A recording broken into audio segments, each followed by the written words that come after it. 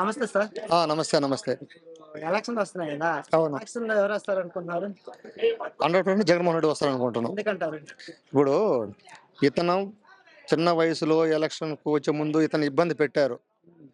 ఇతని కన్నా పెద్ద పెద్ద వాళ్ళంతా 10 సంవత్సరాలు, 14 సంవత్సరాలు, 5 సంవత్సరాలు, 10 సంవత్సరాలు సీఎంగా ఉన్నారు. కానీ వాళ్ళు ఎంత పెద్దోళ్ళైనా గానీ ఈ ఈ రాష్ట్రంలో ఏమి అభివృద్ధి చేసినారు, ఈ పేదవాళ్ళ పరిస్థితి ఏంది అని పూర్తిగా గ్రహించిన ఒక వ్యక్తి ఒక జగన్మోహన్ రెడ్డి ఒక్కడే. మరి జగన్ గారి ప్రభుత్వం పరిపాలన ఎలా ఉందంటారు? చానా బావుంది. చాలా బాగుంది. ఇప్పుడు మా మండలంలో, మా జిల్లాలో కరువు అనేది లేదు. ఈ 5 సంవత్సరాల సీఎంలో కరువు అనే మాట లేదు.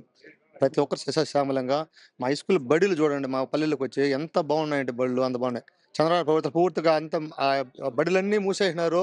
పందులు, కుక్కలు మాదిరి దూరే పరిస్థితి వచ్చేసింది. అటువంటి దాన్ని ఫస్ట్ ఆయన గ్రహించి వైద్య, విద్య అవన్నీ చూసి ఆయన మంచి లక్షణంతో, మంచి ఆలోచనతో చాలా డెవలప్ చేశాడు. కాబట్టి ఎంత పేదలని ఈ పొద్దు సంతోషంగా ఉండాలంటే కారణం ఒక్క జగన్మోహన్ రెడ్డి.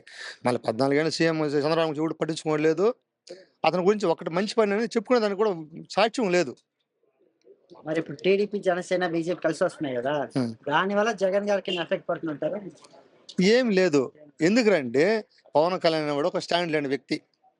ఎట్ట పడితే అట్లా మాట్లాడతాడు, ఎట్లా పడితే అట్లా పోతా ఉంటాడు. ఏ పార్టీ అంటే ఒక సిద్ధాంతాలు లేవు. చంద్రబాబు అంటావా? ఆల్రెడీ 14 ఏళ్ళు సీఎం ఉన్నవాడే, కొత్తగా వచ్చాడేం కాదు.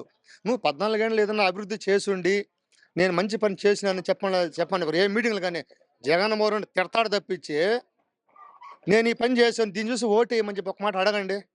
అడగలేడు. అతనికి అవకాశం లేదు. కాబట్టి ఎట్టి బస్ లేదు. నరేంద్ర మోడీ అంటావా? ఎవరికి ఎంపీ సీట్లు ఎక్కువ వస్తే వాళ్ళకి రేపు కూడా మళ్ళీ నువ్వు చంద్రబాబు నాయుడు మళ్ళీ జగన్ దగ్గరికి వస్తాడు ఖచ్చితంగా. 20 సీట్లు ఎంపీ సీట్లు గెలుచుకోవాలని చూడండి. ఖచ్చితంగా మళ్ళీ వస్తాడు. మళ్ళీ జగన్ గెలుచుకుంటాడు.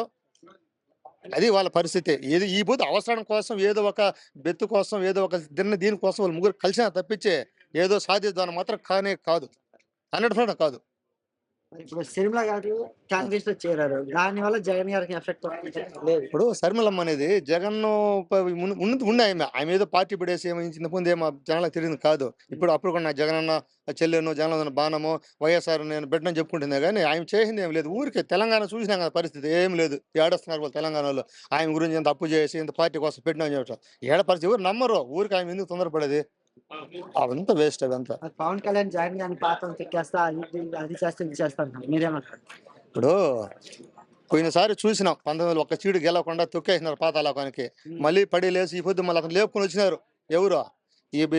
చంద్రబాబు నాయుడు ప్లస్ వాళ్ళు లేపుకొని వచ్చినారు. ఆయన పాతాళాన్ని లేపుకొని వచ్చినారు. ఇంకా ఆయన ఏం దొక్కేది, ఆయన బొంగు ఏం లేదు.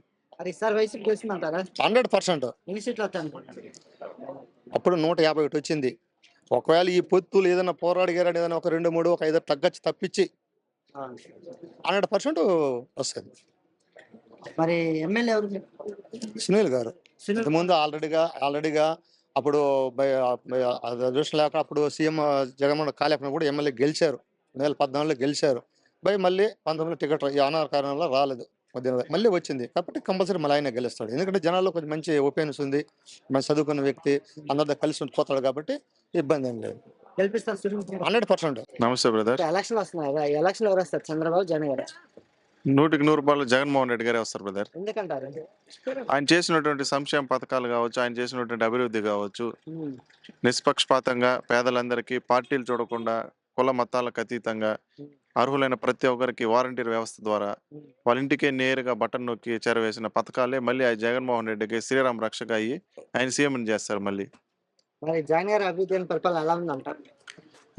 జగన్మోహన్ రెడ్డికి అభివృద్ధిని చూడాలంటే మీరు ఇక్కడ చూడండి, ఈ 3 బిల్డింగ్లు ఎక్కడో ఉండాల్సిన సచివాలయాన్ని పంచాయతీ లెవెల్లోకి తెచ్చేసినారు. కాబట్టి అభివృద్ధి అనేది ప్రతి పంచాయతీలోనూ జరిగింది. ఇవాళ ఒక్కొక్క పంచాయతీకి 3 బిల్డింగులు చొప్పున 15,000 బిల్డింగ్లు, 15,000 సచివాలయాలు, 15,000 ఆర్బీకేలు, 15,000 విలేజ్ క్లినిక్, అంటే 45,000 బిల్డింగ్లు రాష్ట్ర వ్యాప్తంగా వచ్చాయి. అంటే అది అభివృద్ధి జరిగినట్టే కదా. మా వద్దకే పరిపాలన సెక్రటరియట్ అనేది ఎక్కడో రాజధానిలో ఉండాల్సిన సెక్రటరియట్ ని మా పంచాయతీలోకి తెచ్చాడు. ఎక్కడో మండల హెడ్ క్వార్టర్ లో ఉండాల్సినటువంటి రైతు భరోసా కేంద్రాలు మా పంచాయతీలోకి వచ్చినాయి. ఎక్కడో ఉండాల్సినటువంటి ఆరోగ్య కేంద్రాలు మా పంచాయతీలోకి వచ్చినాయి. అంటే అభివృద్ధి జరిగినట్టే కదా. మరి ఇక్కడ టీడీపీ, జనసేన, బీజేపీ కలిసి వస్తున్నాయి కదా, దానివల్ల జగన్ గారికి ఎఫెక్ట్ అవుతుంది. సున్నాతో ఎన్ని సున్నాలు కలిసినా సున్నానే బ్రదర్. టీడీపీనే సున్నా అనుకుంటున్నాం. పోయినసారి 23 కూడా ఏదో చంద్రబాబు ఇప్పుడు 2014 విడిపోయిన రాష్ట్రంలో నేను అనుభవజ్ఞుని, నేనేదో చేస్తానని వచ్చినాడు 600 హామీలతో. 600 హామీల్లో 6 హామీలు కూడా నెరవేర్చలేని పరిస్థితుల్లో కర్రగాల్చి వాత పెట్టి 23 సీట్లు పరిమితం చేసినారు. ఇప్పుడు అదే కూటమితో మళ్ళీ వస్తున్నాడు. 14లో ఏ కూటమితో వచ్చినాడో అదే కూటమితో 24లో వస్తున్నాడు. అప్పుడు చేయని వాళ్ళు ఇప్పుడు ఏ విధంగా చేస్తారు? అంటే చంద్రబాబు వస్తే ఏం చేయరంటారు. ఏం చేసే 14 సంవత్సరాల్లో చేయలేడు. ఇప్పుడు ఆల్రెడీ మళ్ళీ మాట తప్పినోడు ఇప్పుడు మళ్ళీ ఏం చేస్తాడు బ్రదర్? ఏం చేయలేడు కదా! మరి సిరిమల గారు కాంగ్రెస్ లో చేరారు కదా, దానివల్ల నేను ఇందాకే చెప్పినాను బ్రదర్. సున్నాతో ఎన్ని సున్నాలు కలిసినా సున్నానే. షర్మిలని తెలంగాణలో బైకట్ చేస్తే ఆడ పార్టీని హోల్సేల్‌గా అమ్మేసి, అమ్మిన పార్టీతో ఈడొచ్చి ఏదో ఒక రాజ్యసభన్నా ఇస్తాడేమో అని ఈడొచ్చి పార్టీ పెట్టింది. దానివల్ల వాళ్ళ సొంత ఇంట్లో విజయమ్మ గారు కూడా షర్మిలకు ఓటేయలేని పరిస్థితి ఉంది. మరి పవన్ కళ్యాణ్ వచ్చేసి జగన్ గారిని పాతాళం తొక్కేస్తా అంటున్నారు, మీరేమంటారు? ఎవరు బ్రదర్? పవన్ కళ్యాణ్. పోయినసారన్నా జెంట్స్ ద్వారా అతనికి బుద్ధి చెప్పారు. ఈసారి వంగ గీత గారు మహిళ ద్వారా అతనికి బుద్ధి చెప్పే ప్రయత్నాలు జరుగుతాయి. దాని తర్వాత అతను పెట్టాబేడ సర్దుకొని హైదరాబాద్కు మళ్ళీ వెళ్ళిపోవచ్చు. ఇప్పుడు అద్దె ఆర్టిస్ట్ ఇక్కడ వచ్చినాడు, అద్దెకి తెచ్చుకున్నాడు చంద్రబాబు నాయుడు. ఆయన ఒక అద్దె అయిపోతానే మళ్ళీ వెళ్ళిపోతాడు. జూన్ 4వ తేదీన మళ్ళీ మీరు చూడండి పెట్టాబేడ సర్దుకొని హైదరాబాద్లో త్రివిక్రమ్తో కూర్చొని సినిమా కథ రాసుకుంటా ఉంటాడు. మరి ఈసారి వైసీపీ గెలుస్తుంటారు. 175కి 175, 25కి 25 ఎంపీ సీట్లు ఖచ్చితంగా వైసీపీ గెలవబోతోంది. ప్రజలు గెలిపించబోతున్నారు. జగన్మోహన్ రెడ్డి గారి మీద అంత విశ్వాసం ఉంది. జగన్మోహన్ రెడ్డి గారి అవినీతికి తావు లేకుండా పరిపాలన చేశారు. ఇంతవరకు ఎక్కడైనా ఒక మంత్రి పైన కానీ ఎక్కడైనా కానీ అవినీతి ఆరోపణ ఏదైనా వచ్చిందా బ్రదర్?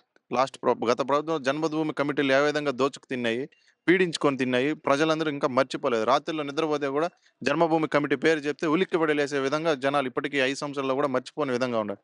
ఇప్పుడు జగన్మోహన్ రెడ్డి గారు తీసుకొచ్చిన వాలంటరీ వ్యవస్థతో చాలా ఆనందంగా ఉన్నారు వాళ్ళు. మరి ఈసారి ఎమ్మెల్యే ఎవరు?